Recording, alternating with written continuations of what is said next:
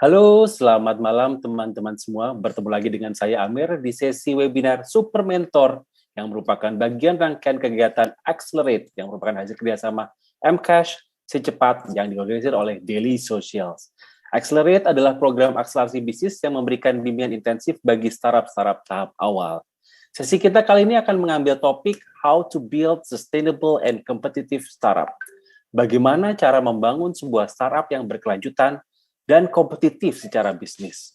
Sebelum kita berdiskusi lebih lanjut tentang topik tersebut, terdahulu kegiatan ini akan dibuka oleh opening speech dari Presiden Direktur Mcash, Bapak Martin Suharli yang telah berada bersama kita saat ini. Selamat malam Pak Martin, apa kabar Pak? Baik Mas Amir, terima kasih. Ya, semoga sehat selalu Pak Martin. Sambil menyimak paparan dari Pak Martin, teman-teman sekalian bisa mengajukan pertanyaan tentang program Accelerate melalui menu Q&A yang telah tersedia. Kepada Pak Martin, waktu dan tempat kami persilakan. Oke, terima kasih Mas Amir. Jadi terima kasih kepada rekan-rekan startup untuk kesediaannya. Juga di malam ini kita diskusi, kita ngobrol santai ya, gitu loh. Jadi Mcash dan Secepat, mungkin banyak teman-teman juga sangat kenal dengan Secepat yang sangat kuat di logistik hari ini. Kita bersama bergabung untuk membangun project Accelerate ini. Jadi apa sih tujuan daripada Accelerate ini? Jadi saya memang ada tujuan yang idealnya kami sebagai idealisnya, tapi tentunya juga ada tujuan-tujuan bisnisnya ya. Tentunya di sini kita open aja, nanti saya juga akan open untuk memberikan informasi dan juga motif daripada Mcash dan Secepat untuk membuat Accelerate ini. Jadi yang untuk idealnya memang kita melihat semangat daripada teman-teman di Indonesia ini, startup-startup yang awal ini, membangun startup di zaman PPKM seperti ini tentunya tidak mudah ya. Gitu. Zaman normal aja juga sudah tidak mudah saat ini, apalagi dengan posisi lagi COVID-19 ini. Nah, untuk itulah makanya kami datang, kami hadir juga, dan untuk bersama-sama kita bisa mengembangkan bisnis masing-masing nih. Jadi kami di Mcash buat gambaran juga, Mcash itu adalah perusahaan yang sudah listed di Bursa Efek Indonesia. Jadi ketika kita membuat program Accelerate ini tentunya ada hadiah-hadiah yang diberikan kepada teman-teman startup yang nanti berhasil menembus top 3. Tetapi sebenarnya bahwa keberhasilan di top 3 ataupun tidak masuk top 3 itu tidak menentukan masa depan dari para teman-teman entrepreneur dari startup ini. Karena bisnis itu bukan soal lari sprint, bukan soal lari 100 meter, tapi bisnis itu sebenarnya adalah lari maraton. Berkilometer-kilometer, hari ini Anda belum cocok model bisnisnya, ya di-adjust. Yang penting itu bisnis itu kita open mind, kita bisa melihat bahwa ternyata cara berpikir saya sebelumnya itu salah, maka saya akan perbaiki. Nah, saya melihat tuh bisnis itu lebih kepada seperti itu. Tapi mungkin kita juga melihat, saya biasa untuk berbisnis itu, walaupun dari garis start, saya sudah menentukan finish line-nya.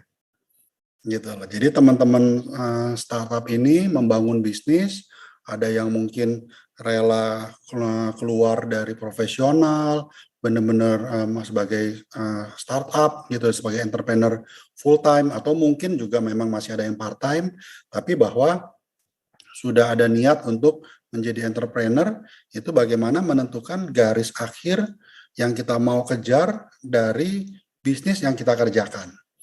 Jadi seperti yang kita ikutin pada hari ini, ada hadiah untuk top 3. Ada sejumlah rupiah yang tentunya nanti akan menjadi door prize buat teman-teman semua. Tapi sebenarnya ujung daripada startup itu bukan di sana. Gitu. Kami melihatnya Mcash Group sendiri, dari Mcash-nya sudah menjadi perusahaan TBK, Kami memiliki 4 anak usaha yang juga sudah TBK, jadi total ada 5 TBK dari grup MCash sudah listed di Bursa Efek Indonesia. Nanti teman-teman bisa lihat sendiri di kalau yang suka invest di saham ya, itu bisa download ataupun sudah punya aplikasi dari broker atau dari RTI, itu kodenya tuh ada MCAS, ada NFCX, ada DIVA, terus ada DMMX, ada juga TFAS, TFAS. Dan juga kita juga ada afiliasi untuk satu perusahaan sekuritas yang sudah listed juga. Kode di bursanya itu adalah PEGE, PG. Nah, tapi poinnya apa yang saya sampaikan di sini? Jadi kita kenal dunia startup. Model-model yang sebelumnya itu startup dibangun, menentukan bisnis model. Kalau sampai teman-teman fase pertama menentukan bisnis model yang tepat, itu sudah hebat. Sehingga teman-teman bisa mempunyai revenue, bisa mempunyai omset, juga bisa mempunyai profit. Itu sudah jempol. Gitu loh. Nah, tahap berikutnya, di situ tentunya teman-teman akan menentukan pendanaan berikutnya, karena kan perlu pendanaan berikutnya untuk ekspansi usaha. Nah, untuk ekspansi usaha ini apakah memang membuat seed fund, ada seri A, seri B, seri C, seri D, baru nanti IPO. Nah, modelnya di MCash ini cukup berbeda. Jadi kami membangun ekosistem, mungkin boleh minta tolong untuk di-share ya ekosistemnya MCash ya. Nah, nanti sembari sambil kita lihat. Jadi di MCash ini justru kita membalik proses itu. Kita justru seringkali melakukan IPO dulu. Jadi kita pastikan bisnisnya itu sudah established dengan connect dengan seluruh ekosistem yang ada, lalu kita bahkan langsung melakukan IPO. Nah, di MCash ini sendiri itu sebenarnya dibagi oleh 4 unsur. Jadi dibagi oleh 4 unsur secara managerial skill dari para foundernya. Jadi dari saya sendiri banyak berkecimpung di bidang manajemen dan di telco bisnis. Lalu ada founder kita namanya Pak Ishak Jenny, itu sangat aktif di IT, sangat dalam di IT. Lalu juga ada salah satu founder kita lagi, namanya Pak Yahya, itu dia sangat dalam di bidang pasar modal. Lalu kita bekerja sama dengan Si Cepat. Nah, Si Cepat ini sangat dalam di operation. Karyawan mereka ada 57.000 orang. Tersebar di seluruh Indonesia dan masih growing, masih bertambah. Ada 1.350 cabang dan ada 57.000 karyawan yang setiap bulan mereka mesti kasih payroll ya. Nah, dengan 4 skill manajerial yang berbeda, kita mengembangkan MCash ini. Nah, dengan hal seperti itu, karena salah satu unsur daripada foundernya MCash itu sangat mendalami di pasar modal, sehingga kami melakukan beberapa IPO. Nah, tujuan daripada IPO ini tentunya yang paling utama tentunya untuk funding. Teman-teman juga mesti sekilas mengenai IPO ya. Semua senang dengan perusahaan TBK gitu loh. Kita belum lama juga ada Bukalapak yang melakukan listing gitu kan. Nah, IPO sendiri sangat menarik. Ada banyak kegunaan yang tentunya bisa dimanfaatkan dari IPO ini. Pertama itu adalah tentunya funding itu sendiri. Kedua, itu memacu kita nih. Nah, terutama ini nih, memacu kita sebagai founder, sebagai pengurus itu untuk berpikir lebih sharp, lebih tajam. Karena kenapa? Karena setiap 3 bulan kita sudah harus memberikan laporan keuangan. Jadi ada banyak bercanda di joke-nya itu di para startup itu, laporan keuangan itu seperti film horor. Jadi kenapa? Karena banyak burn, karena banyak bakar-bakar, bisnis model masih belum jalan, revenue belum masuk, sehingga akhirnya laporan keuangannya itu kebakaran gitu. Tapi harusnya tidak seperti itu. Untuk itulah kami hadir, kami menyiapkan ekosistem yang nanti saya akan jelaskan. Tapi jadi pertama itu adalah untuk funding itu sendiri, Kedua itu setelah fundingnya dapat kan kita sebagai pengusaha itu kan jadi tenang nih berpikirnya. Nah karena berpikirnya tenang kita punya kreativitas. Nah begitu kita punya kreativitas kita bisa merenung mungkin perjalanan kita yang kemarin salah kita bisa perbaikin.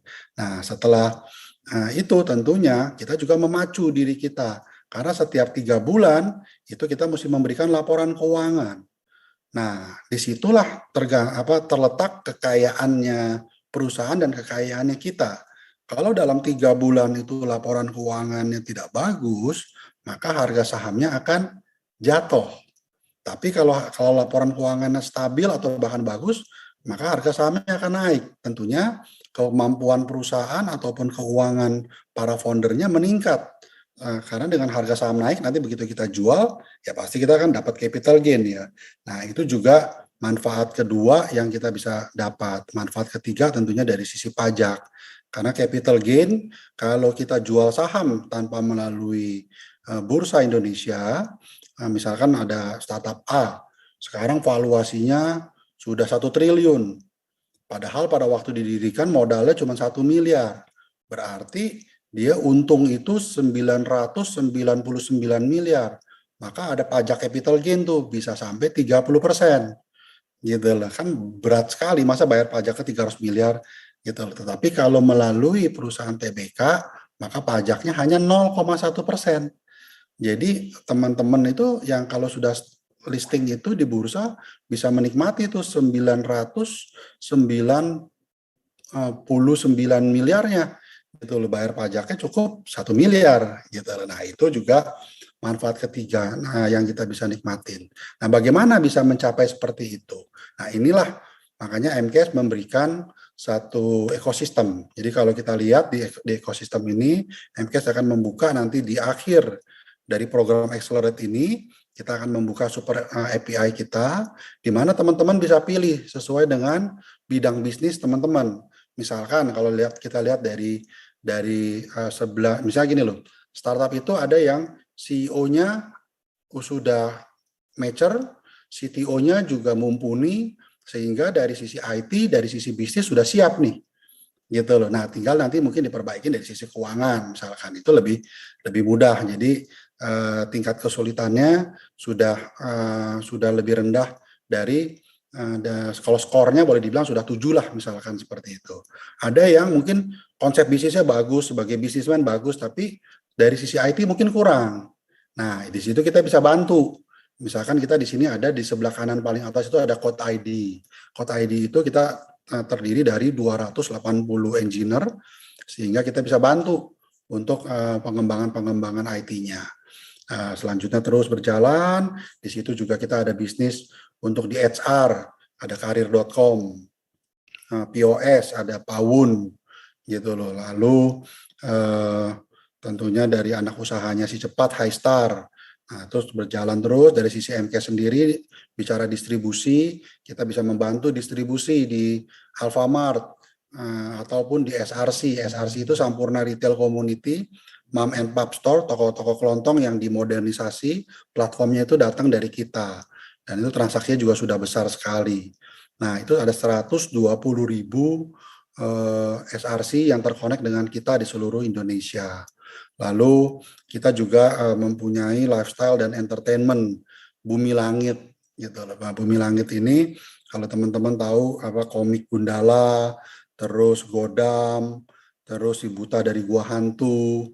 Nah, itu IP-nya 97% IP yang ada di Indonesia, superhero Indonesia itu adalah melalui afiliasi kita, melalui anak usaha kita, yaitu Bumi Langit ini, kita jadi join di sana. Nah itu tentunya IP ini bisa kita pakai, jadi bukan hanya IP dari Disney yang akhirnya bisa membuat produk itu lebih laku, karena orang senang dengan intellectual property, dengan karakter-karakter superhero. Nah ini nanti bisa dari karakter yang lokal tentunya.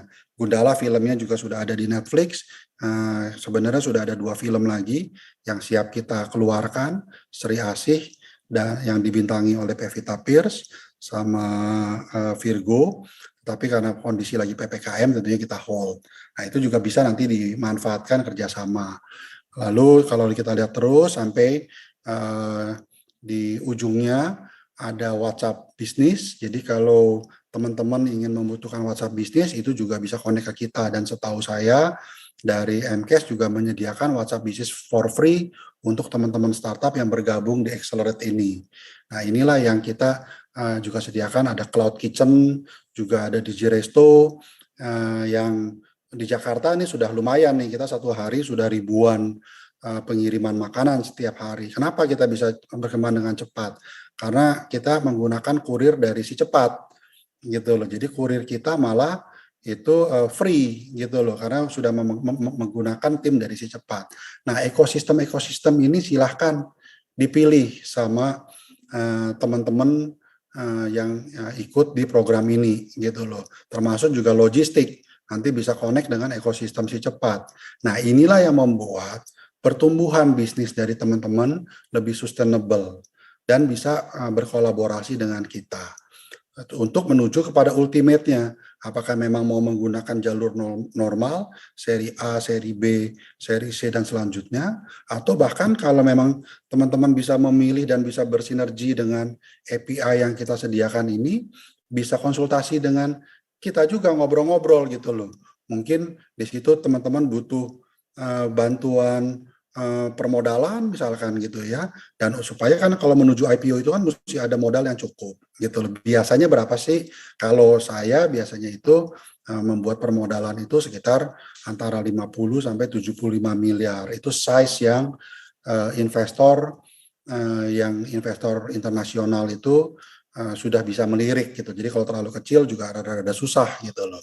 Nah, hal-hal seperti pengalaman-pengalaman kita di pasar modal ini dengan lima anak usaha yang sudah ada di Bursa Indonesia tentunya menjadi modal untuk juga bisa mensupport teman-teman semuanya. Karena pasar modal Indonesia terbuka luas nih, gitu loh. Yang kita mesti bisa manfaatkan, gitu loh. Bukan hanya untuk yang besar-besar yang memang sudah berhasil seperti Bukalapak tentunya, tapi juga untuk teman-teman semuanya. Dan kesempatan ini harusnya juga bisa dimanfaatkan. Nanti juga bisa tanya sama Pak Ahmad Jaki ya, setahu saya kan juga jadi mentor di acara ini. Nah, hal-hal seperti itu yang tentunya kita sediakan. Jadi seperti film startupnya drama Korea itu, ada Han Ji Pyong itu, kalau teman-teman nonton ya gitu loh. Jadi ini kita jadi seperti bantalan. Kita menyediakan bantalan, yuk connect dengan ekosistem yang sudah ada. Nah, disinilah kita bisa saling berbagi. Ada motif bisnis dari tempat saya untuk mengembangkan ekosistem saya, tetapi tentunya juga dari teman-teman bisa menikmati ekosistem yang sekarang sudah ada, gitu loh. Teman-teman ada yang sebagai supply chain bisa menggunakan gudangnya Highstar, juga bisa connect dengan POS-nya kita. Nah, hal-hal seperti itulah yang saya lihat menjadi bermanfaat ya buat teman-teman semuanya. Mungkin sekilas yang dari saya penjelasan singkat. Nanti tentunya ingin connect langsung atau kontak dengan kita, silahkan, ada email dan ada WA yang tertera juga di share screen. Silahkan kontak ke kita dengan senang hati. Nanti juga kalau sudah selesai PPKM mau datang ke kantor, silahkan buat janji, nanti kita bisa ngobrol-ngobrol, kita bisa ngopi-ngopi di kantor MCAS di Mangkuluhur City ya. Mungkin saya kembalikan ke Pak Amir, mungkin ada Q&A atau apa. Yep. Terima kasih Pak Martin atas paparannya untuk Accelerate pada malam hari ini. Sebelum kita langsung berlanjut kepada Q&A dari teman-teman, mungkin saya ada beberapa pertanyaan terlebih dahulu ya Pak ya. Nah, ini saya pengen tahu dulu nih, sebenarnya apa sih sebenarnya background story atau alasan dari MCash itu ingin mengadakan program inkubator atau akselerator seperti Accelerate ini Pak? Ya, itu dia. Jadi ekosistem kita sudah jadi. Kita melihat kami kan menerapkan di MCash itu adalah anti bakar-bakar nih. Jadi kita punya bikin startup itu tidak ada bakar-bakarnya. Ada taktikal untuk marketing, tetapi itu sangat limited. Jadi lebihnya itu bagaimana kita membuat bisnis itu, planningnya kita pikirkan dengan rapi dan kita dalamin operation. Jadi kalau kita salah jalan, tidak terlalu jauh salahnya, bisa segera berubah. Nah, sekarang API-nya ini sudah ada. API sudah ada sehingga kita mau mengembangkan terus ekosistemnya. Nah, yang utama dibangun oleh MCash itu adalah saluran distribusi dari Sabang sampai Merauke. Nah, sekarang pipa distribusinya sudah ada. Jadi tinggal diisi dengan produk-produk yang tentunya para startup sekarang sedang membangun semuanya. Nah, inilah makanya kita sediakan. Jadi kita ingin berbagi API kita ingin berbagi pengalaman kita sehingga ada manfaat bisnisnya. Pertama, secara operation ini menjadi berkembang ekosistemnya. Kedua, mungkin ada teman-teman yang ingin IPO, ingin menjadi triliuner baru, kan begitu. Nah, jadi kalau mimpi kan gratis. Jadi kita mesti bisa bermimpi semuanya nih. Kalau mimpi aja pelit nggak berani, wah repot gitu kan. Jadi kita mesti bermimpi jadi triliuner, minimal jadi miliarder. Nah, kalau seperti itu kan nanti kan kita bisa ikutan beli di bursa kan gitu. Terima kasih Pak Martin. Ini kita udah ada beberapa pertanyaan dari teman-teman sekalian. Ini kebanyakan ini sangat curious untuk bagaimana sih mekanisme ataupun persyaratan untuk dapat mengakses API atau Super AI dari layanan-layanan yang tergabung dalam MCash ini, Pak. Oke, baik. Nanti kalau untuk API-nya itu, sekarang kita memang sudah persiapkan. Jadi nanti pada waktu kan di akhir acara Accelerate itu kan di bulan Oktober ya. Jadi tentunya ikut dulu kurikulumnya Daily Social semuanya. Nah, begitu sudah ready, maka nanti kita juga akan sharingkan API kita. Kita akan posting nanti tentunya di website kita juga bagikan melalui Daily Social sehingga nanti semua bisa diakses. Gitu loh. Oke, nah ini ada pertanyaan lagi Pak dari Let's Go ID di Mas Gabinia. Ini pertanyaannya juga menarik Pak. Sebenarnya kan tadi kan Pak Martin menceritakan tentang MCash punya begitu banyak ekosistem yang luar biasa dan sudah terkoneksi ya secara sinergis gitu. Nah sebenarnya mungkin ada nggak sih tips dari MCash atau Pak Martin sendiri sebenarnya bagaimana sih mentransformasikan begitu banyak lini bisnis sehingga menjadi suatu ekosistem yang saling bau-bau itu bagaimana Pak? Mungkin sejarah singkat ya. Oke, yang paling utama tentunya mental kita dulu nih. Jadi kita mentalnya itu memang harus mau berbagi gitu loh. Jadi mau berbagi, jadi akhirnya semua saling connect nih para founder di seluruh ekosistem itu PT-PT berbeda tuh. Jadi akhirnya kita ada join semuanya. Nah kita di situ semangatnya berbagi satu. Kedua tentunya tim IT itu mesti mumpuni gitu loh supaya bisa mengkonekkan terintegrasi seluruh IT-nya. Dan yang paling utama setelah kita memang listing punya uang, ya uang itu dipakai untuk mengembangkan bisnis. Untuk kita beli sebagian saham dari teman-teman yang mau jual gitu loh. Nah, itu jadi kita kembangkan terus. Yang penting tapi ada integrasinya di tengah gitu loh. Jadi semuanya terkonek secara sistem. Itu yang penting makanya itu. Jadi IT, dana, dan tentunya mental untuk berbagi, untuk saling membantu. Seperti yang kita diskusi malam ini nih, saling berbagi kita semuanya. Siap. Nah, tadi dengan sepat berbagi, tadi ada pertanyaan lanjutan dari Hendriansyah dari Culture Academy. Ini mau bertanya, ini program seperti Accelerate ini apakah ada community-nya Pak, atau sistem yang memudahkan buat teman-teman peserta nanti setelah program atau setelah rangkaian kegiatan ini masih tetap bisa berkolaborasi? Oh pasti, jadi malah tuh sebenarnya ya saya buka di sini deh ya. Jadi nanti untuk teman-teman yang sangat terus ingin mengembangkan sampai di titik IPO, kita tuh ada buka satu lantai itu. Kita ada buka satu lantai di Mangkuluhur City dan kita sediakan 16 ruangan. Nah, jadi teman-teman tuh bahkan nanti itu yang memang terus ingin mengembangkan kita akan undang. Bisa berkantor di Mangkuluhur City, bisa nongkrong bareng sama kita, ngopi-ngopi kalau udah sore begitu ya, gitu loh, untuk kita membahas sama-sama bisnis untuk kita kolaborasikan. Kita siapin 16 ruangan untuk sama-sama kita, teman-teman ada yang mau pakai, ada teman-teman yang ada di daerah segala macam, mau ada perwakilan di Jakarta bisa datang itu, gitu lah. Kita sediakan untuk berbagi sama-samanya ini. Siap. Nah ini mungkin tadi pertanyaan sudah dari teman-teman udah, nanti kita kembali lagi Pak, masih ada beberapa pertanyaan lagi nih untuk Pak Martin nih. Nah dari Accelerate ini kan tujuannya bisa mencari suatu sinergi atau kolaborasi dengan teman-teman startup. Tapi kalau dari MCash sendiri menurut Pak Martin itu bagaimana sih melihat sekarang kondisi ekosistem apakah memang sudah suportif untuk mendukung startup awal early stage untuk terus berinovasi, Pak? Ekosistem yang kita sediakan ataupun yang sekarang secara nasional pun memang kan pandemi ini, COVID ini memperpendek umur pembelajaran dan adopsi digital di Indonesia. Jadi semua sekarang akhirnya pakai digital. Nah, untuk itulah makanya kita lihat, udah waktunya nih. Ternyata pandemi ini memotong minimal 5 tahun nih. Memotong 5 tahun kalau jalur normal nih. Orang diedukasi sekarang terpaksa semua mau nggak mau pakai digital, pakai app semuanya nih. Karena itu kita langsung menyediakan API untuk kita berbagi dengan teman-teman. Justru pandemi ini akan meriset. Jadi teman-teman juga mesti sadar nih. Jadi kalau dulu, oh iya dia bisnisnya sudah lebih lama, saya kalah deh. Oh kalau dia backgroundnya dari grup gede, jadi sehingga saya kalah.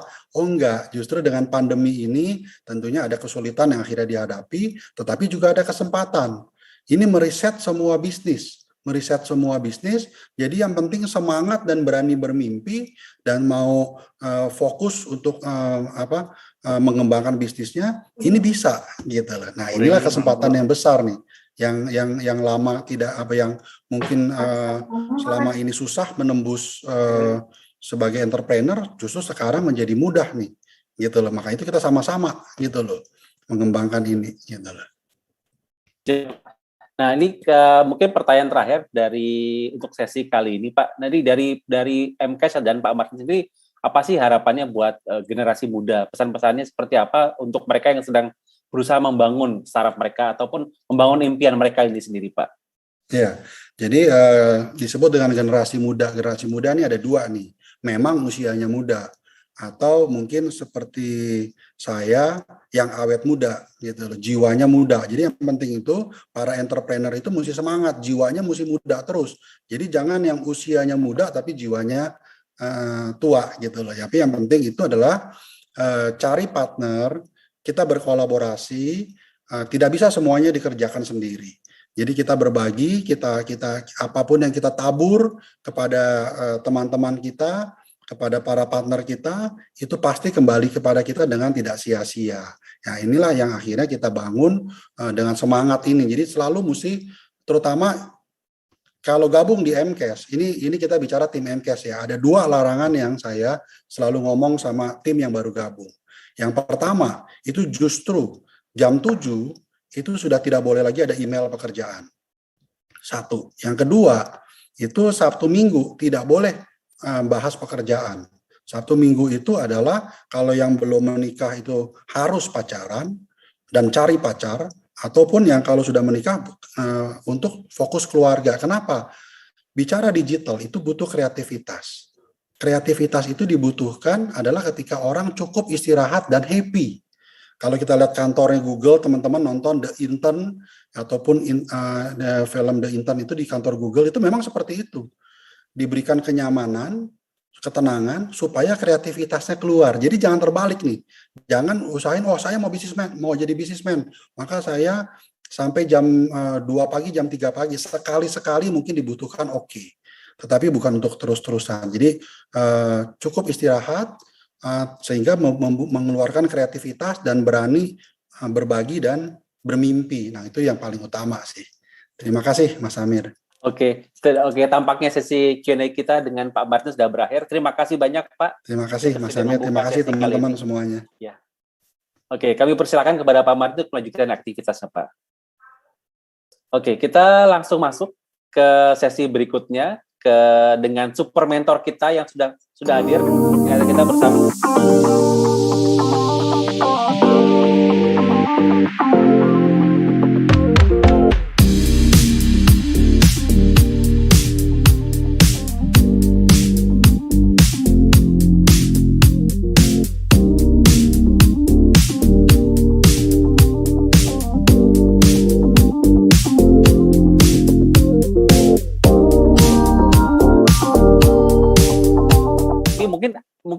Mungkin ada 1-2 yang belum benar-benar kenal dengan seorang Niko Wijaya. Mungkin saya persilakan kepada Niko untuk memberikan perkenalan singkat. Oke.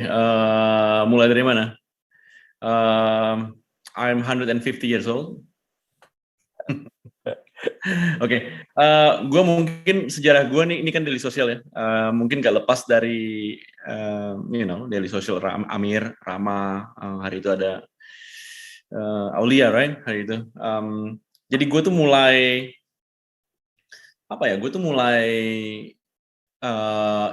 start angel investing mungkin di Indonesia itu sejak tahun 2009 gitu ya. Dan I remember Rama was there, Aulia gitu kan ya kan. We hang out in my office down in Kemang hari itu masih, dan kita ngobrol mengenai startup gitu, dan terus terang apa yang kita bicarakan hari itu ya, is by far nggak seperti what's happening now, which is kita berada di mungkin apa tuh bahasanya? I'm not gonna say tech bubble. It's a boomer jargon untuk itu buzzword. Tapi menurut gua ini lebih daripada itu. I think this is like a perfect storm untuk kita semua yang ada di ekosistem startup hari ini, including the investors, which is venture capital in this case. Terus gue 2011 gue bikin fund pertama gue gitu, namanya Stack Ventures. Rama was there too. I think Daily Social did 1 or 2 articles about us gitu hari itu, which is, dan gue inget di S tuh masih kayak semacam semi blog gitu ya hari itu ya. Siap, betul. Ya kan? Dan I was kind of excited datang ke Sparks Up hari itu. Kalau lo ingat 2010 pertama kali. 2010 kalau nggak salah di FX kalau nggak salah kan ya kan. Yes. So I went there dan kita ketemu banyak, ada startup semacam kayak Urbanesia, ingat gak hari itu? Terus ada City hari itu, terus ada siapa lagi gitu ya, macam-macam. And then 2014 gua diundang sama Telkom Indonesia untuk co-write the thesis untuk corporate venture capital gitu. Dan di sana kita juga ikut managing Indigo Incubator hari itu 2014, dan terus terang when we wrote the thesis for Telkom yang as you know, berikutnya menjadi MDI Ventures, di ekosistem Indonesia itu masih sangat early banget gitu, dan kita alokasiin 60% of our investment itu di luar sebenarnya kan. Jadi kita perlu buktiin lah kalau this venturing game hari itu ya ada ujungnya gitu, di mana ujungnya mungkin enggak kolaborasi forever and never gitu, tapi lebih kepada when you have a profit out of your investment. Dan of course when you do investments gitu ya, yang kita nggak ngerti juga banyak di Indonesia adalah that capital is abundant di dunia gitu ya, especially in the tech sector. Dan ketika kita jalanin MDI in the I think our first and second year in MDI Ventures, kita terus terang kita balik gitu. Jadi kita pitch ke startupnya banyak kan. Dan startupnya itu di luar, dan orang luar nggak terlalu ngerti Indonesia tuh ngapain, especially what Telkom Indonesia does. Jadi kita lebih kepada we can actually open up a market for you di ASEAN, karena Telkom tuh memiliki Telkom International, which is I think they operate some data centers, some enterprise software untuk clients di Singapura, Malaysia dan lain sebagainya. Jadi kita undang mereka untuk masuk ke dalam our capital itu dengan we pitch to them gitu kan ya kan. Dan in order to get the good deals, and especially when people don't know who you are hari itu, it's kind of tough to get the good deals. Even our partner Innovate Ventures yang Singtel itu juga nggak ngasih kita gitu kan ya. Dan itu di sana kita semua mungkin di MDI Ventures hari itu kita realize that this industry is very competitive gitu. Dan nggak banyak orang yang tahu that VC competes gitu kan ya, for better deals if not the best deals gitu. So our thesis di MDI Ventures, I think kita menelurkan gitu ya, 11 exits over the past 5 years. I was there for 4 years, dan setelah tesisnya lumayan tervalidasi gitu ya, we get some a few X of our investment. Then as you know, MDI is now almost $1 billion corporate venture capital with maybe 80 investments all around the world. Dan gue ngerasa masih ada yang lacking gitu loh di dalam I think my career as an investor gitu. Dan one thing yang gue lihat adalah we overlook the Indonesian market gitu kan ya. Dan the Indonesian market is not only huge as in business wise, tetapi lebih kepada you can do a lot more in Indonesia. So first I pitched to BRI Group hari itu. Tujuannya adalah untuk membangun MDI Fintech Fund. Dan the ideas is kind of going down, going up the avalanche gitu ya, sampai akhirnya I think the board of directors hari itu and board of commissioners of BRI back in 2018 or early 2019, mereka bilang why don't we create the fund ourselves gitu. Dan I think the way they the way we structure it is that our thesis is jelas impact gitu, karena kalau misalnya kita lihat ada perusahaan impact di Indonesia cuma BRI hari ini.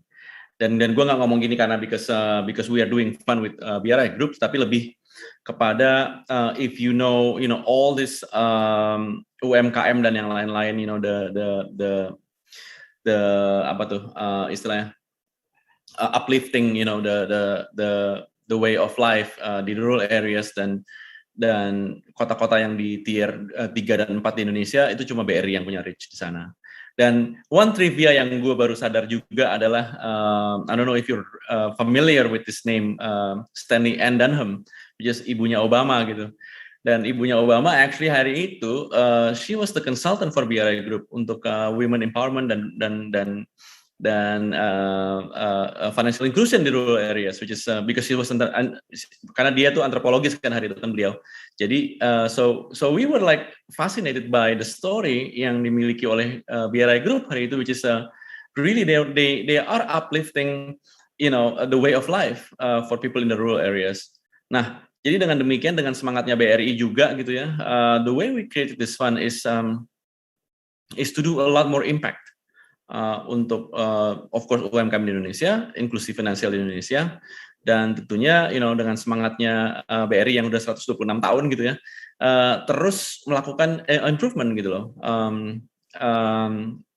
especially in this sector modal ventura gitu ya.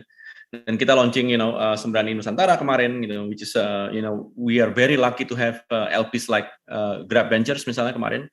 Dan ada Java juga di sana, ada yang lain-lain, dan I think it's a really good sign untuk ekosistem kita gitu, startup for the next 10 years.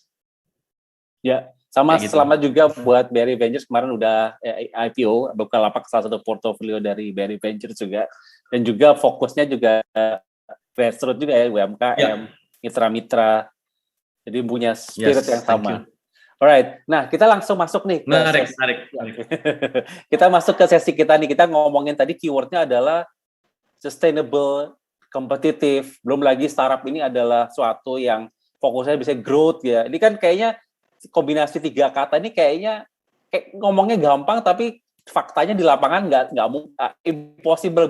Gimana bikin 3 hal ini tapi survive dan jadi gede gitu. Nah, jadi kayak apalagi teman-teman startup pemula lihat kayak gini-gini nih, wah ini gimana nih caranya? Nah, ini kita belajar nih ke Nico. Gimana sebenarnya pengalaman dia memegang beberapa fund besar, baik dari sisi early stage sampai later stage, bagaimana sih perjalanan startup ini? Nah, kita langsung mulai ya Nico ya. Untuk pertanyaan pertama, kita mulai dengan Bro. Siap. Bagaimana sih, karena ini tadi fast forward ya, kita tadi ngomongin dari Nico udah mulai dari sebelum 2010, kemudian sekarang 2021, apa sih bedanya landscape dari industri teknologi, startup teknologi tanah air, apalagi pandemi ya, ini mungkin kondisinya, bagaimana peluang bagi teman-teman startup pemula saat ini? Oh, okay. So there's 2 events actually di sini yang gue lihat ya.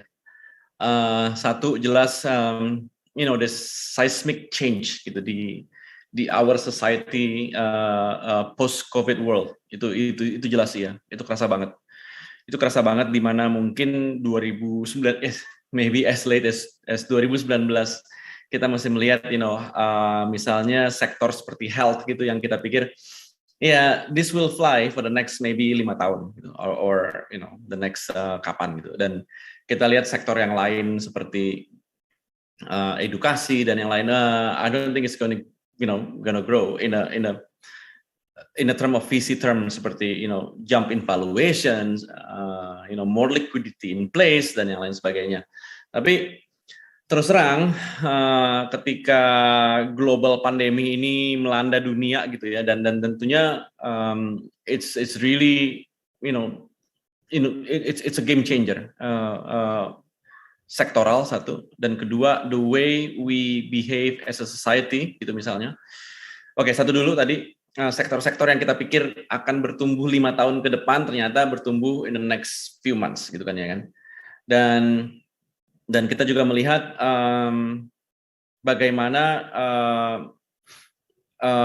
our generation yang di bawah kita nih, the Gen Z misalnya, how they get mature up really quick gitu, compared to our generations or the generations before us gitu kan ya.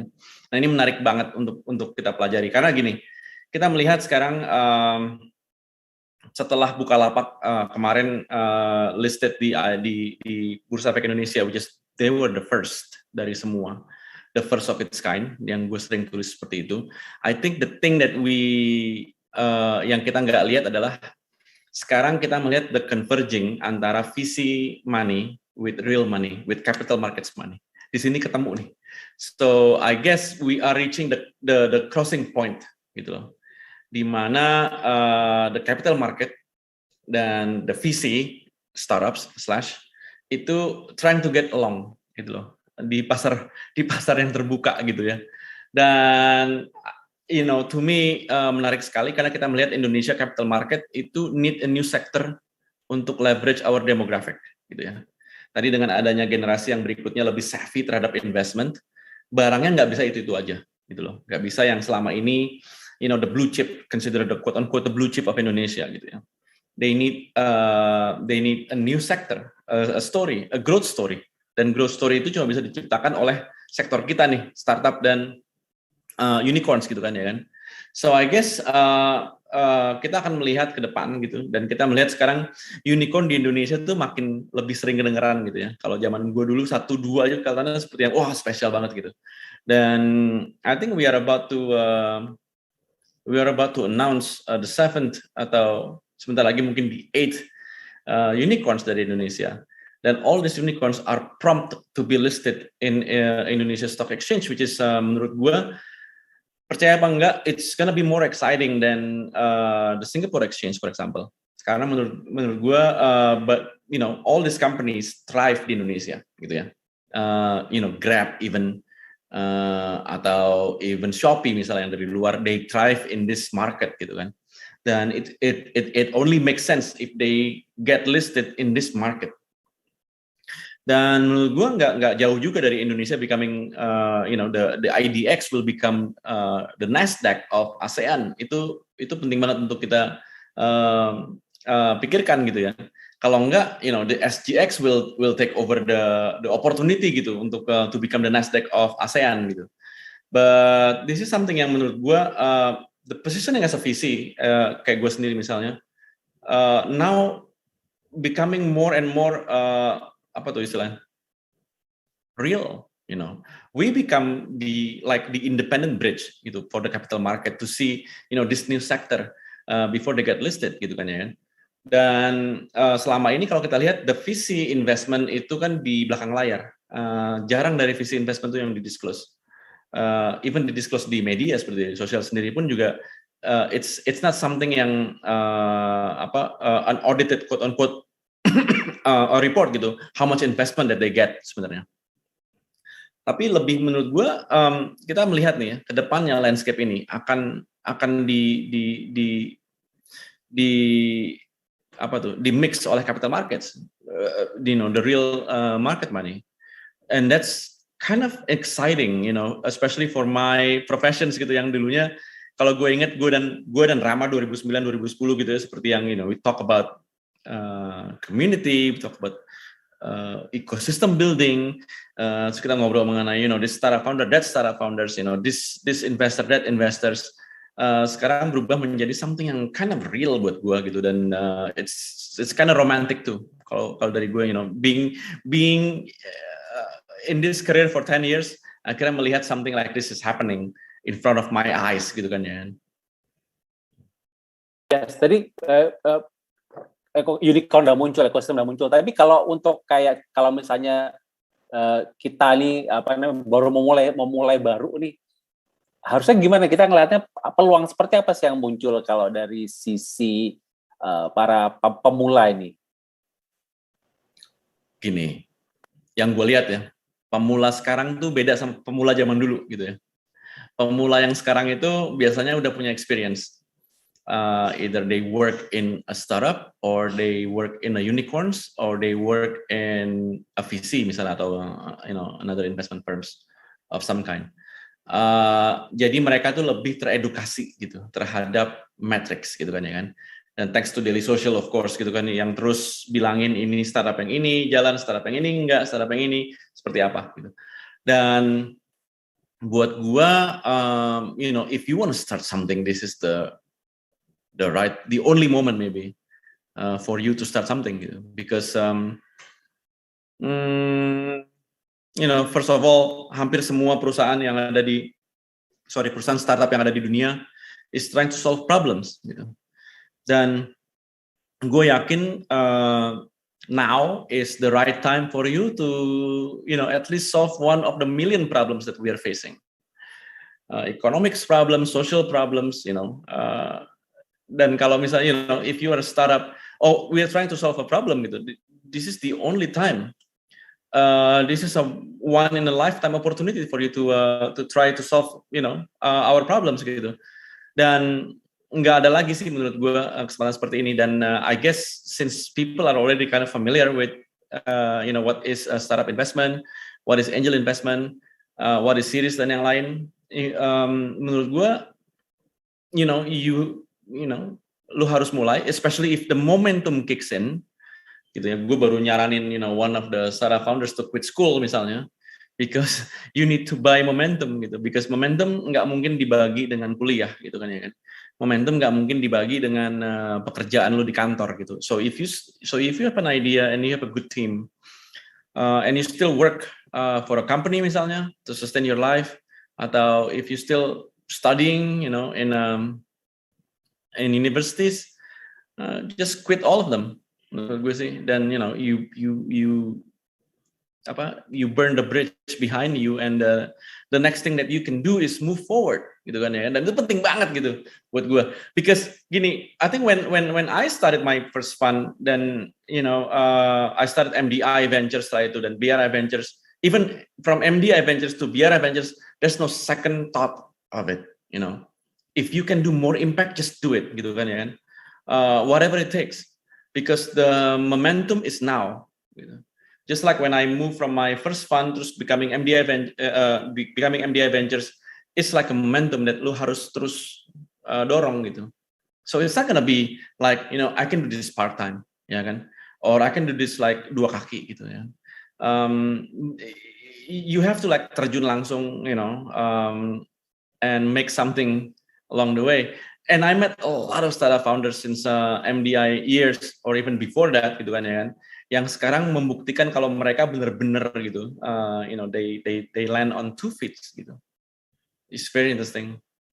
Oke, berarti momentumnya justru malah dengan kondisi sekarang 2021, ekosistemnya udah lengkap.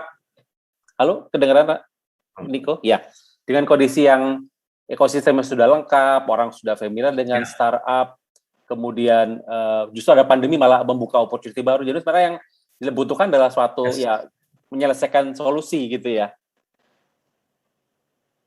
Yes, you have to have solutions for today's problems gitu kan ya kan. Penting banget ya. Siap. Nah, tadi kan kita mungkin kalau mungkin back in the days. Lu breaking up kok, bro. Lu koneksi kurang bagus kan? Kenapa? Kedengeran nggak, Niko?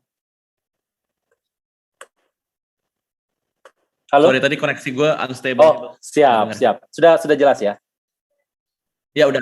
Oke, siap. Nah, tadi kan kita mungkin back in the days, mungkin 5 tahun yang lalu trennya startup itu kan katanya bakar uang gitu untuk demi growth, burn more money, growth, valuations and stuff. Tapi sekarang kita ngomong soal sustainability. Nah, kalau dari sisi Sarah founder sendiri sebenarnya seberapa penting sih merancang suatu sustainability strategy, dan sebenarnya mulai kapan seharusnya founder udah ngomong sustainability dalam sisi bisnis maupun strategi yang lebih luas buat startupnya?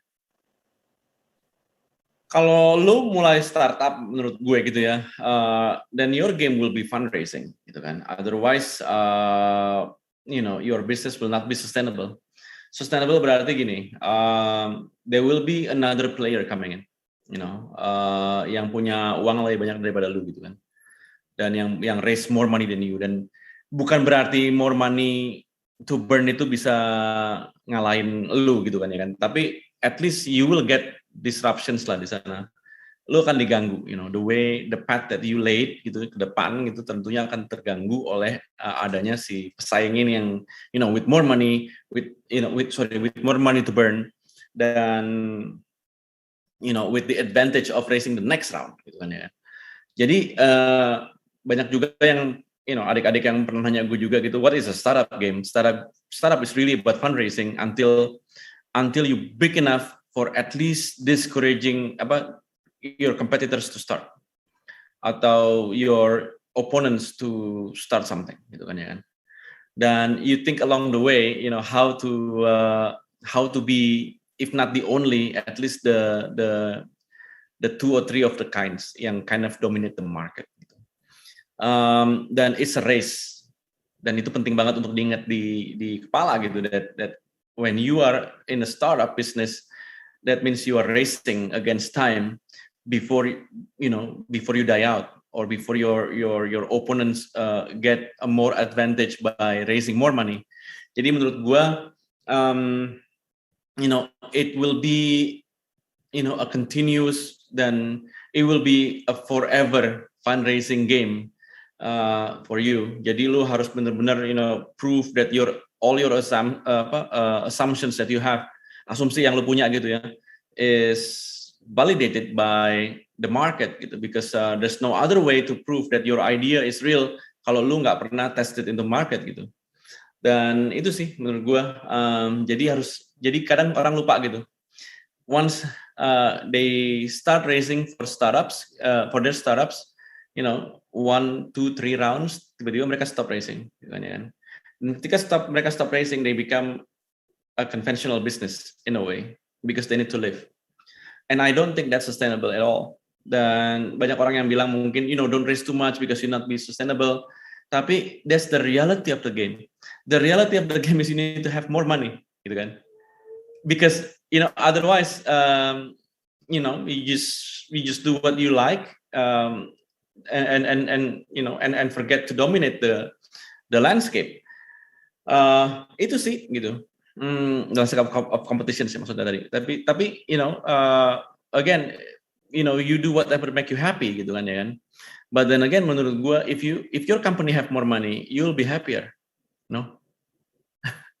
Alright, tadi ngomongin sustainability mungkin ada faktornya macam-macam ya, selain tadi ya soal fundraising dan sebagainya. Tapi ketika market yang kita sasar ini kompetitif, artinya semua orang juga melakukan kebanyakan playbook yang sama.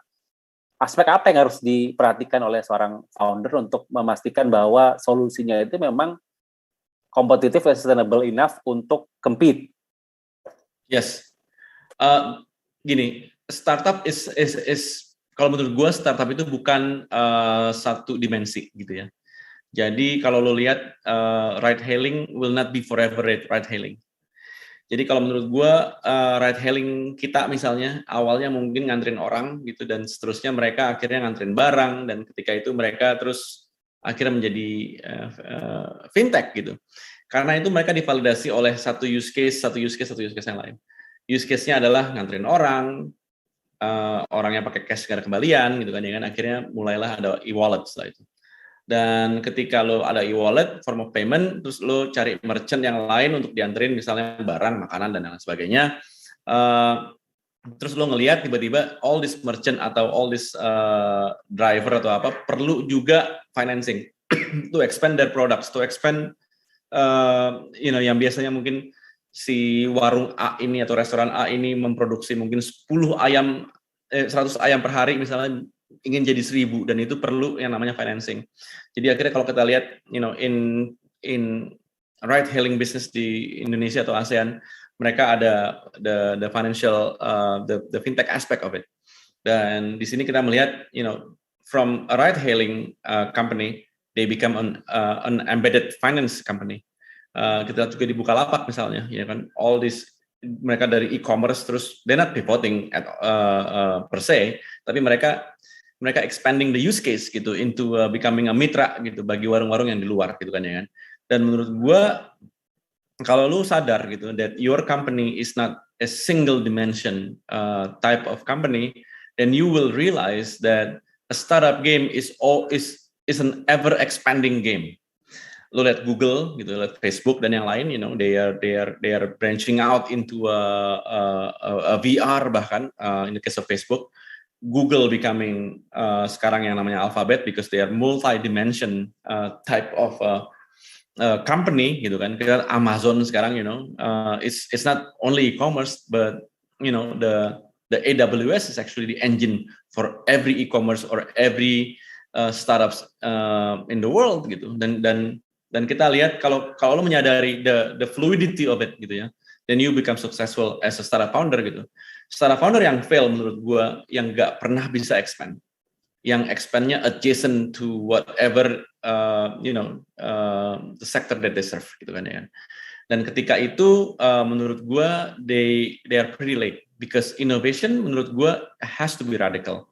Dan especially if you're a startup, you have to be radical gitu kan ya kan. You have to explore something else yang setelah ini valid nih, your thesis, your validasi ini misalnya serving this sector of the market, terus lo lompat yang jauh dan yang jauh itu mungkin berhasil mungkin enggak gitu. Kita lihat Amazon, with Amazon Fire Phone juga nggak pernah berhasil gitu kan ya kan. But then again they keep innovating, they not retracting back gitu kan ya kan. Kita lihat Apple misalnya, Apple failed juga fail in many sectors menurut gue, dan it didn't stop them from trying to have the radical jump lagi gitu ke depan gitu kan ya kan. Dan ini yang penting sekali karena gue lihat beberapa startup yang ada di sini terus ngelakuin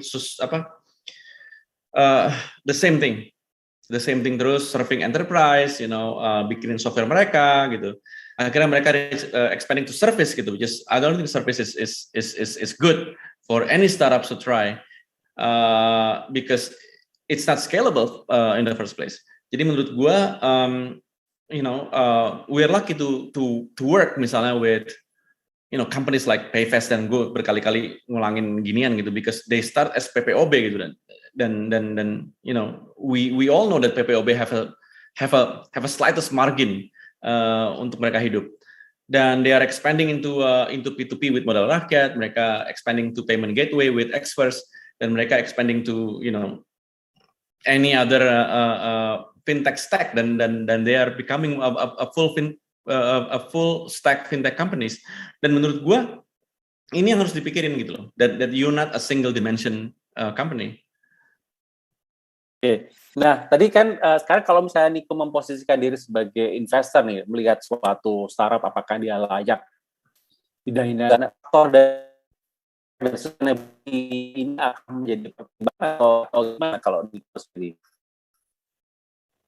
Sorry, you're breaking up tadi mengenai founder ya? Kira-kira yes, jadi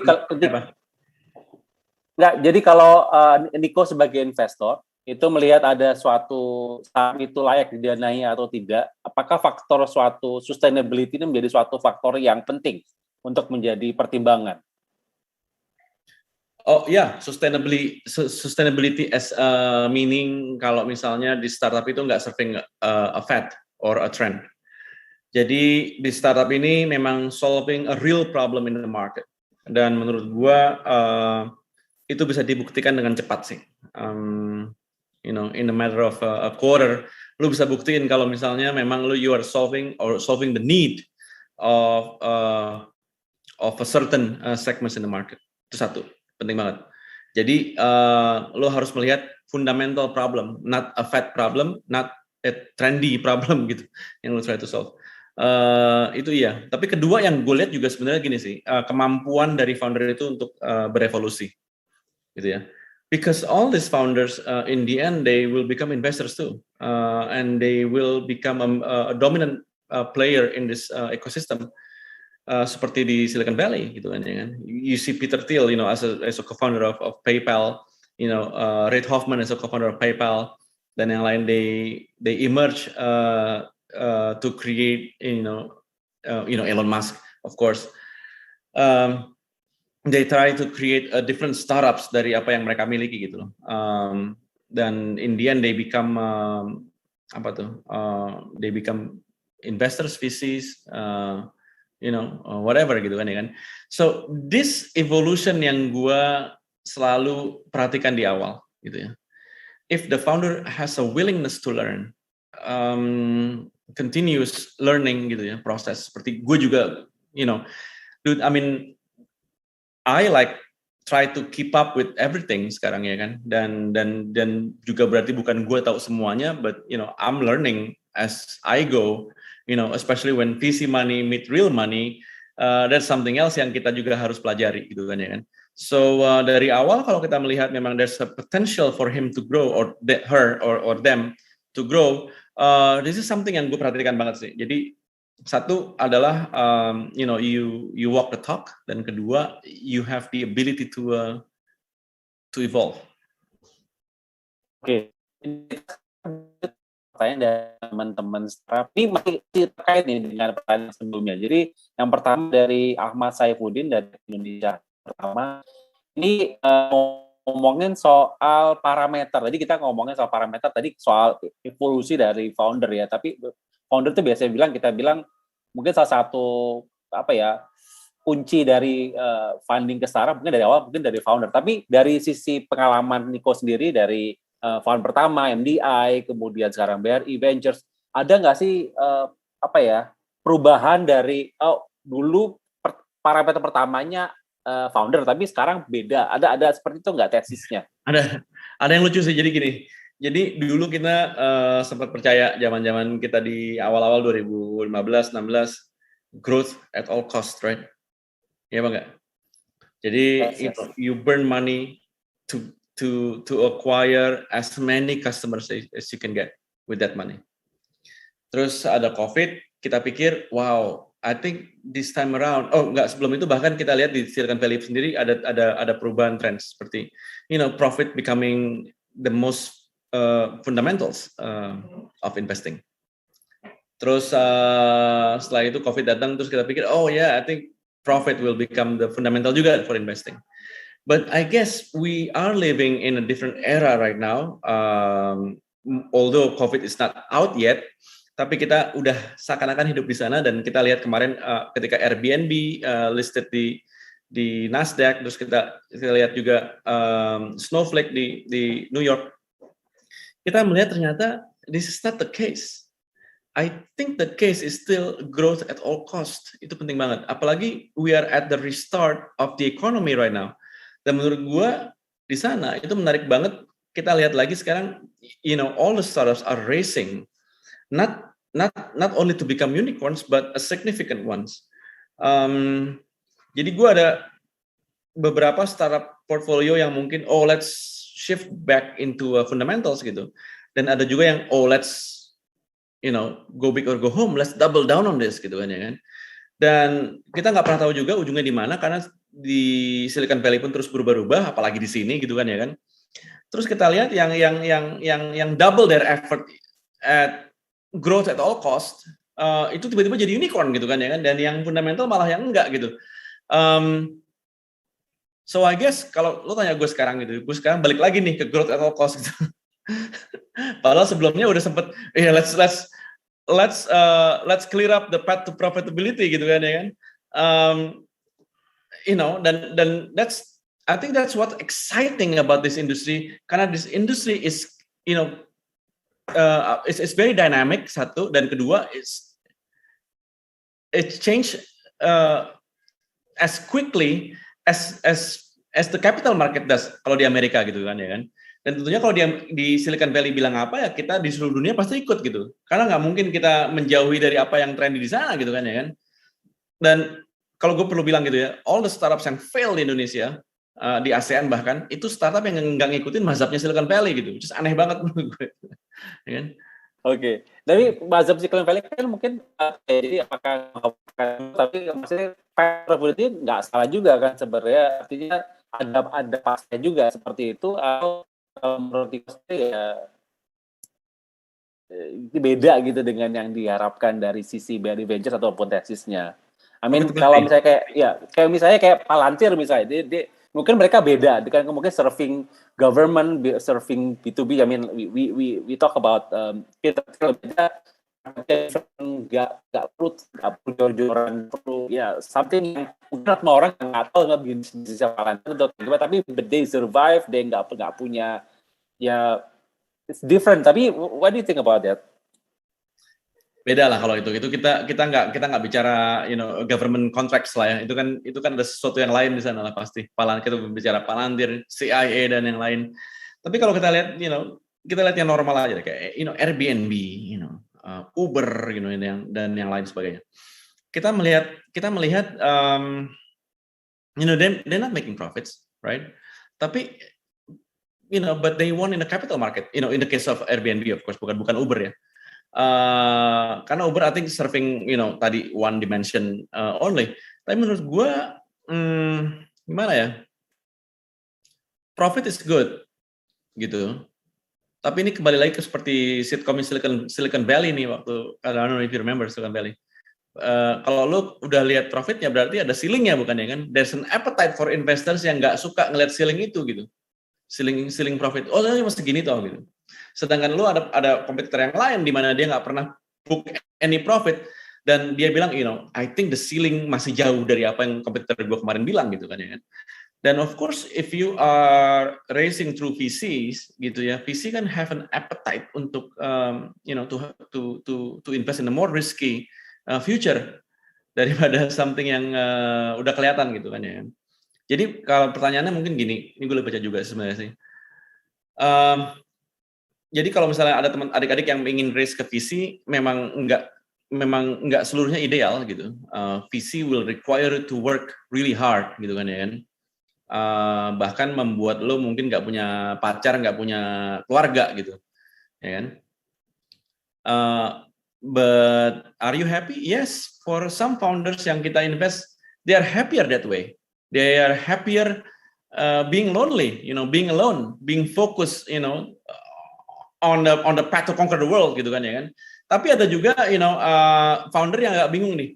Gue buat invest sama VC karena teman-teman gue invest sama VC, jadi gue harus keren di invest sama VC, gitu kan ya kan. Tapi in the end, it's not really the game for them because they still have families. They spend Saturday and Sunday with their families. Sedangkan kita tahu, any founders in the world, in their beginning gitu ya, most of them don't have life gitu kan ya. Their life is to dominate the market. Their life is not to have fun gitu kan ya kan. And they will sacrifice their blood, tears and sweat untuk ngelakuin ginian. Itu sih. Jadi ada dua path lah gitu. If you wanna, ada mazhab yang berbeda ya ini. Ya dua-duanya happy lah ini kan. But I guess it depends on the character, right? Ya kan. Yeah. Kalau gue terus terang lebih suka founder yang hey Mas, gue baru berhenti kuliah lo karena lo. Just buat gue, that's good, right? Ya bang sih. Because you can learn everything through Google. Yes, yes. Nah ini sangat ada pertanyaan dari Melinda di Algobash. Ini ngomongin SaaS or B2B. Is it still a sexy sector for VC? Tapi kalau Nico, bagaimana pertimbangannya untuk invest di startup yang berhubungan dengan SaaS, yang B2B, yang fokus mungkin revenue lebih kelihatan dibandingkan growth? What do you think? Buat gue SaaS itu luas juga gitu ya. Jadi SaaS itu serving sektor yang mana? Itu penting banget. Jadi kalau SaaS di fintech menurut gue iya, because the wave is going that way. Dan kita akan melihat, one or two fintech companies yang will be listed in either Nasdaq dari Indonesia maksudnya, atau in dual listing di IDX dan Nasdaq gitu. Tapi kalau misalnya lo sesnya di hal-hal yang mungkin kurang mendapat perhatian sekarang, mungkin harus nunggu lebih lama lagi gitu kan ya kan. Because again, when you dealing with SaaS, berarti lo dealing with a corporate yang memiliki urgent needs gitu kan. Dan the urgent needs right now is wealth creations, revenue creations gitu kan. Jadi kalau lo punya SaaS yang good to have, ekstrakurikuler, menurut gue lo harus nunggu sampai lo mendapatkan momentum yang tepat gitu kan. So to me it depends on what kind of SaaS that you are doing. You can have a SaaS in e-commerce gitu kan ya kan. That's good too. Before it's not good karena mereka bisa bikin sendiri gitu kan. But ya kayak gitu sih. Alright. By the way ada salam dari Rama. Ada titipan. Say hi from Rama. Sama-sama go back along the way. Waktu dia masih gondrong. Masih ada fotonya. Masih ada. Foto malu kan. Siap. Nah ini sekarang kita kembali kepada teman-teman startup pemula nih. Kita kan biasanya mungkin nightmare pertama mereka adalah ngomongin soal raise funding buat early stage, buat seed. Yang mungkin mereka masih belum berpengalaman, mereka nggak tahu sebenarnya visi itu pengennya, butuhnya apa, sukanya apa, appetite-nya seperti apa. Kalau dari sisi kalau dari sisi Nico sendiri, ketika early stage startup yang raising for seed, sebenarnya faktor-faktor seperti apa sih yang jadi pertimbangan? Gue suka banget nih omongan ini, especially kalau kita dealing with seed dan yang lain, karena seed itu sebelum seri ya, pre-series. Dan I think it's a public knowledge that gue berteman banget sama Arya Setiadharma, which is he's one of the great angels lah di Indonesia. Dan gue selalu iri sama pekerjaannya dia sih, terus terang. Iri dalam arti you get to talk with interesting founders yang masih ada keraguan gitu, will I make it or not, will we make it or not gitu kan ya. Sedangkan gue dealing with the growth late series in investment, di mana gue mungkin lebih intense dan serius talking about by the end of the day of course balance sheet gitu kan, boring lah gitu. Sedangkan si Arya ini pekerjaannya adalah talking to startups, dia bisa berjam-jam ngobrol sama startups gitu di Zoom, dan gue ngelihat kerjaannya dia sangat nostalgic banget buat gue, because I was an angel before I turned VC. Kalau buat gue gini, kalau gue invest di seed gitu ya, gue of course invest di founders, the quality of founders, dan gue nggak invest di quality of founders yang dari Ivy League. Dan menurut gue it's a good to have gitu ya. If you graduated from HBS, if you graduated from any other Ivy League schools. But tapi yang menurut gue lebih menarik adalah their personal stories gitu ya. Why you are creating this in the first place. Dan what motivates you, what drives you gitu ya. Dan gue lebih tertarik kepada cerita mereka sebenarnya, background story with them. Dan gue terus terang nih, gue sekarang boleh sharing di sini. Gue sekarang lagi compete jadi angel, bayangin deh, sama satu startup yang gue mau banget, gitu kan ya kan. Dan gue pura-pura nggak mau, sekarang gue belum balik ke dia gitu. Dan terus terang ada lagi competitor angel yang lumayan terkenal juga lah gitu kan ya kan. Dan kemungkinan gue lose my advantage dari dia karena dia mungkin lebih dikenal orang gitu kan. Dan it's kind of buat gue it's a start of something new gitu loh. It's a start of a new kategori yang mungkin belum ada di sini gitu kan ya kan. Dan how to define them, not as misalnya kategori yang ada sekarang seperti SaaS, seperti fintech, seperti media, seperti yang lain. But I guess this new generations of founders gitu ya, they will create a new category for themselves. Dan itu penting banget, dan gue seneng banget diundang untuk ngobrol aja, gue tuh seneng gitu. Meskipun gue Indian mungkin gak dapat juga deal ini gitu ya, personally gitu kan. Tapi gue seneng diundang dan gue seneng ngobrol sama mereka, dan gue berharap mereka consider gue sekarang kalau nonton, oke? Jadi segitunya gue sama the quality of founders gitu. Kalau lu raise seed, make sure that you are a very interesting guy to talk to, ya kan? dan lo memiliki that degree of at least honesty and sincerity. Because when you invest in angel atau invest in seed, the first thing that they will consider for you for investment adalah your sincerity tadi. Without sincerity, I don't think it will be a long term relationship with that investors, dan akhirnya lo akan berantem. Dan gue udah ngelihat banyak angel dan startup founders yang di seed berantem karena nggak sama visi gitu loh. Dan but I guess it's something yang menurut gue nggak bisa dibukuin atau ditulis gitu. It's not in the matrix gitu ya. But I've been doing this for 10 years professionally, mungkin 15 tahun total non-professionally gitu kan. Jadi kalau gue ketemu sebenarnya lebih kepada gue nyambung apa enggak sama dia. Alright. Nah ini kan kita lanjut nih ngomongin yang kita nih sustainability. Ada beberapa pertanyaan saya coba rangkum ya. Jadi tapi mungkin yang paling dekat ini yang dari Budi Risanto dari Gamelon. Jadi ngomongin sustainability ini kalau kan mungkin kita masih kalau ngomongin early stage mungkin kita mungkin visi belum bisa ngelihat ini bakal sustainable sekian tahun ke depan dan sebagainya, karena mungkin beda ya, karena kalau Rico di later stage mungkin udah bisa ngelihat di series B ini sustainable, potensinya untuk double down dan sebagainya ada lebih kelihatan. Tapi kita ngomongin dari posisi sebagai early stage investors, bagaimana Rico memprediksi bahwa yang ini bakal sustain nih untuk sekian tahun ke depan? Hal seperti apa yang menjadi kunci menurut Nico? Oke, gini, investor biasanya juga, ini mungkin tadi kelanjutannya yang tadi juga ya, selain dari orangnya nyambung, of course we learn from other countries, gitu kan ya kan, ada sektor apa yang sedang dikerjain sama negara seperti di Silicon Valley, di India, di Cina, di Jepang, dan yang sebagainya, Korea seperti apa. Dan as an investor, kita pasti punya benchmark gitu ya, terhadap industri, gitu. Misalnya, sektor gaming misalnya gitu. Terus kita coba compare dengan sektor gaming di yang paling dekat mungkin Malaysia atau di Filipina atau di mana, atau di Vietnam lah sekarang yang lagi emerging gitu kan ya kan. Dan kita lihat bagaimana misalnya that game company in Vietnam comparable with the gaming company di Silicon Valley misalnya atau di negara lain gitu. Nah dari sana kita buat of course gitu a study di sana whether this can make money for us.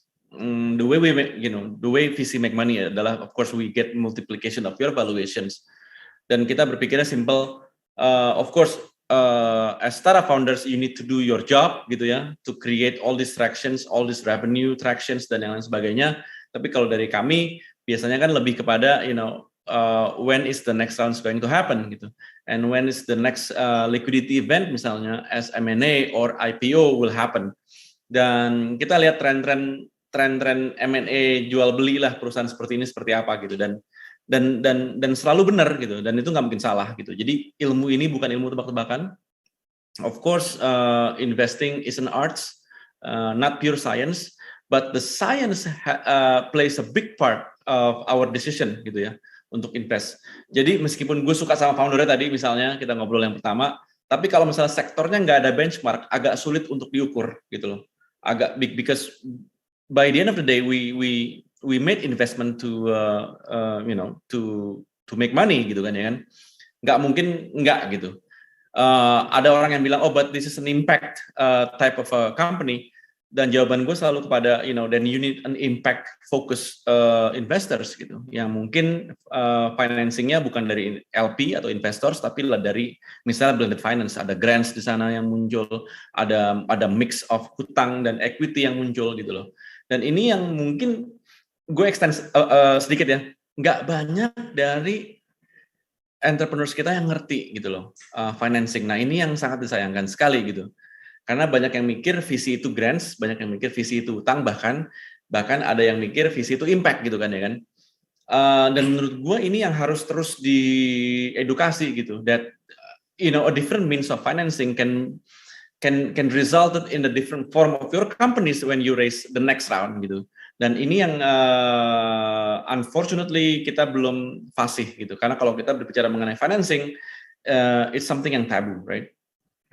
mungkin Amir juga kita sempat beberapa kali di inkubator ngelakuin gitu kan ya kan. When you try to value your company, biasanya mereka nggak enak ngomong gitu. Oh nggak enak ketinggian, oh nggak enak kerendahan gitu kan, atau kerendahan gitu kan. Ini something yang menurut gue very unfortunate, dan I hope in the next coming generations ini berubah gitu. Dan orang dan founders lebih mengerti gitu how they value themselves and how they value their companies gitu, paling penting. Ini yang kita nggak biasa dengar soalnya sih. Alright. Jadi, sebelum kita ngomongin, berarti sebenarnya program seperti ini harusnya cocok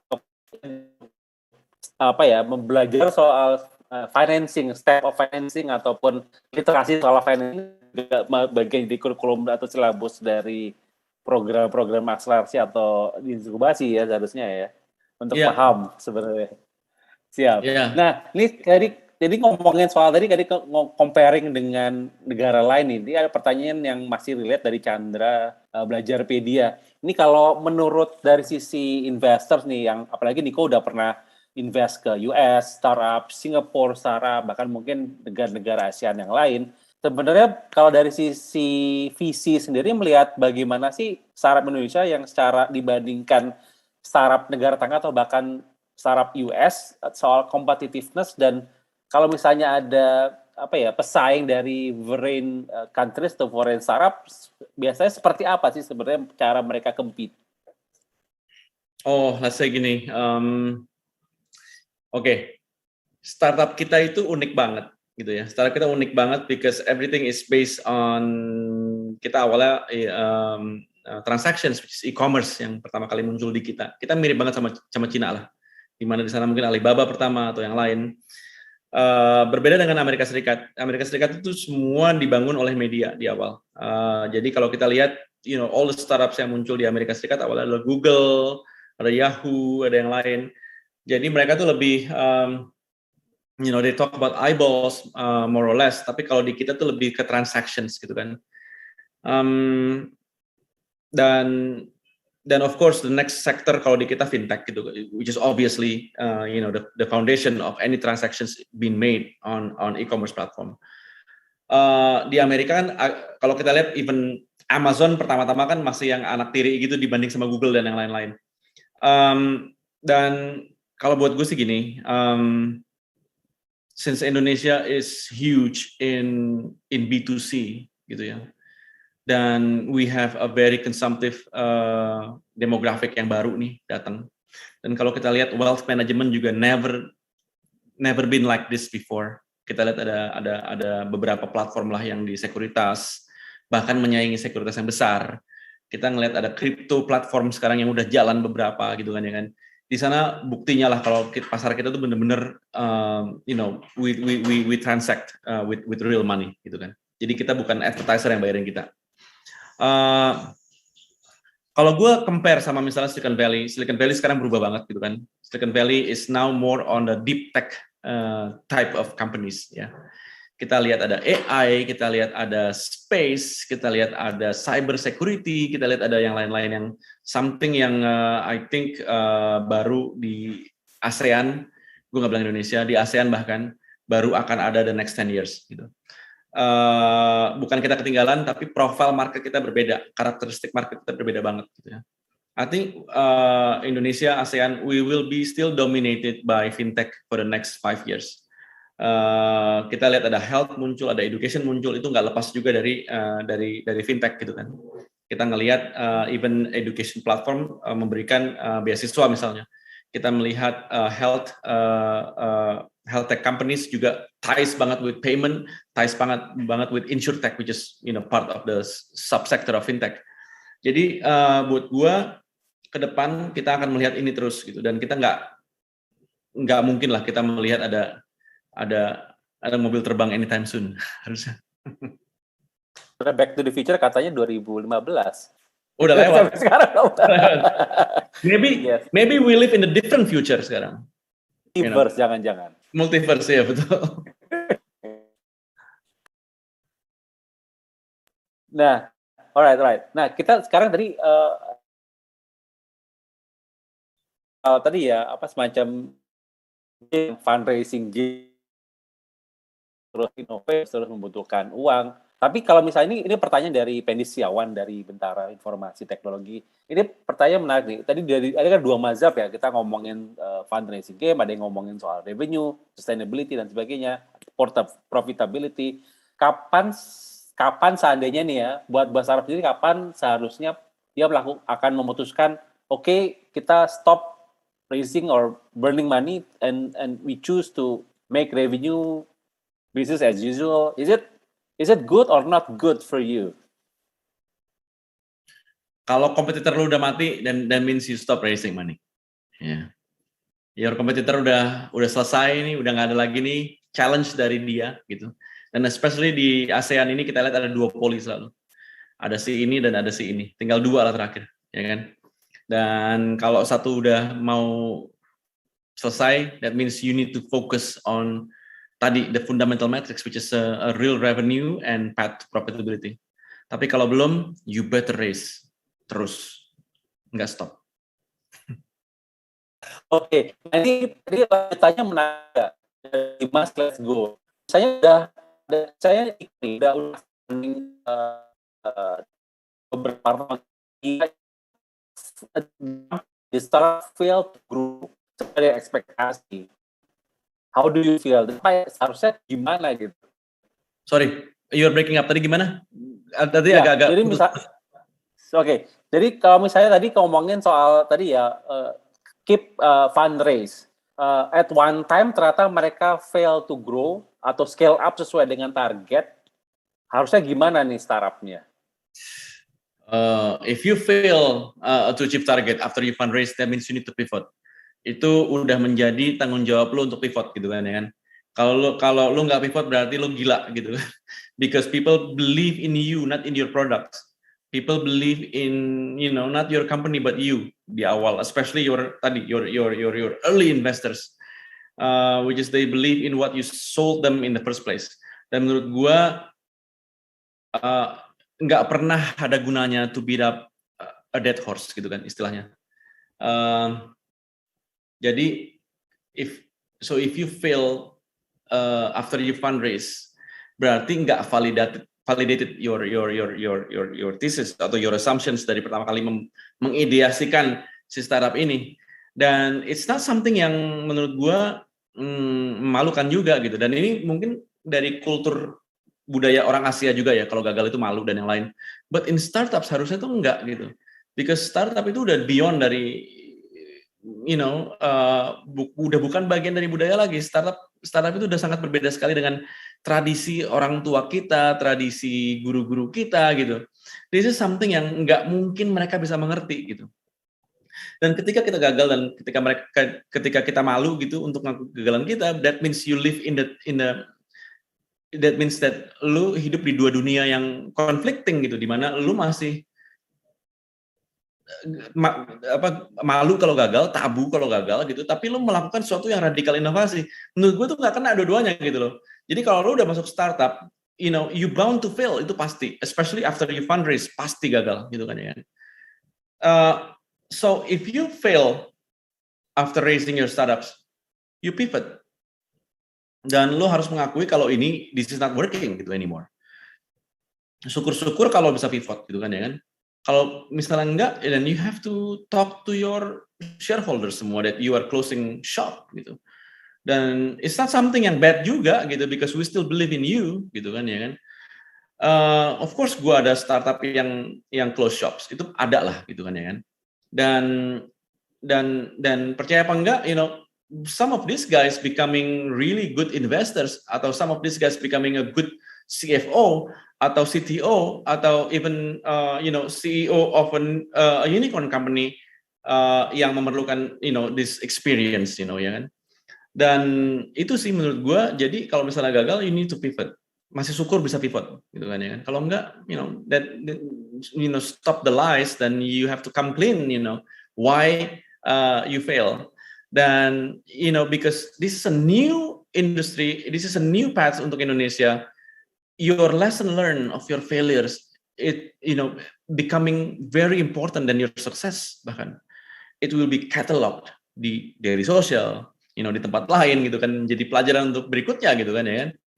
that we're not building business di sini, kita building our future gitu loh, dan itu penting banget untuk kita sadari semua di sini gitu. Jadi kalau lu udah masuk ke dunia startup, it's no turning back, ya kan?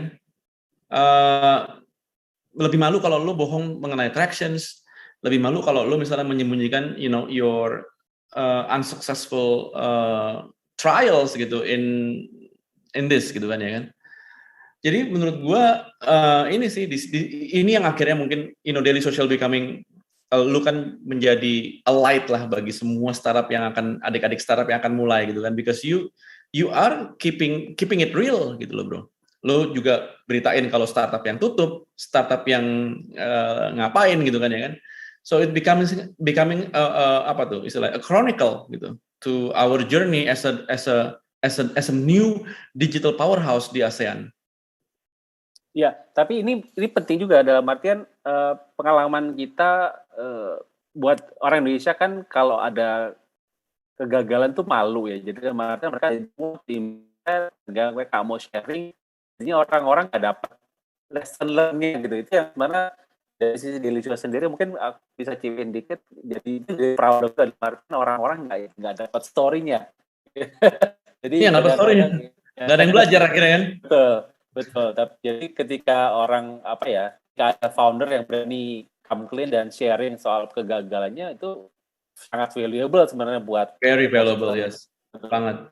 Ya kembali lagi, kalau misalnya ini pertanyaan pribadi nih, kalau tadi misalnya kebanyakan orang datang mungkin dengan story yang menarik soal tesisnya, tapi ketika orang datang dengan failure story, kalau menurut Niko gimana? Oh gue gue happy banget gitu ya. My VP actually dari zaman MDI, dari zaman sampai sekarang di BVI Ventures, mereka tuh datang dengan I have an experience building a failed startup. Terus jawaban gue selalu, if he's interested or she is interesting enough, gue pasti akan bilang, why don't you join the other side gitu kan, ya kan, the investing side of it. Of course they become a very good not only venture builder, berarti mereka tahu apa yang kita invest ini benar, dan some of them creating a products within our funds gitu. Sembrani Nusantara was created by Markus Raharja, which is gue nggak tahu lo ingat apa enggak, but he was the founder of Zelos. Hari itu. He was the founder of Zelos, dan he's becoming a very promising young man in the VC world gitu kan, ya kan. Dan satu VP gue lagi, Eric Horman, which is dia foundernya Seva. Kalau lo ingat, one of the startups yang di-incubate sama Ideabox hari itu. Of course, gue extend my invitations to those yang bisa mengakui, gak hanya mengakui, bahkan belajar dari kegagalannya. Dan gue encourage orang untuk itu.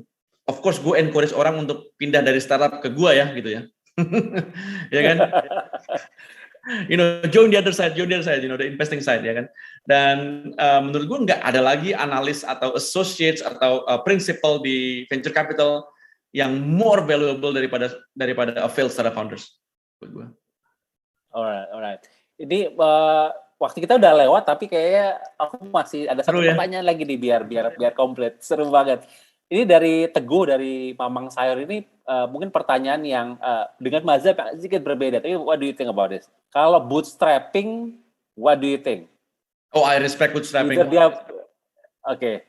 Gue respect bootstrapping. Gue respect orang yang bootstrapping di awal sampai jadi traction yang benar. Setelah itu baru raise ke kita. Kalau mau raise ke VC ya. But I respect them. I respect orang yang bisa bootstrapping banget. Okay. It's not a different mazhab than me. It's the same thing. It's skin in the game. It's skin in the game. Jadi kalaupun akhirnya ternyata misalnya ngomong kita nggak bisa seed, kita bootstrap dan ternyata sukses, the next round will be a very good story for you. It will be a very good learning curve for them because it's their own money, gitu kan, ya kan? It's their own saving. That's sacrifice yang gue bilang tadi, blood, sweat and tears, bro. Itu yang gue minta. Ya. Siap. Alright, thank you banget, seru banget Niko sharingnya hari ini, malam ini semoga bermanfaat buat teman-teman peserta Accelerate malam hari ini. Siap. Kami ingatkan sekali lagi buat teman-teman peserta untuk mengerjakan tugas week 1 dan week 2 yang bisa disubmit melalui platform Feature Task. Deadline-nya adalah hari Minggu ini tanggal 5 September 2021. Terima kasih kepada Nico untuk sharingnya. Terima kasih atas perhatian dari teman-teman sekalian dan selamat malam.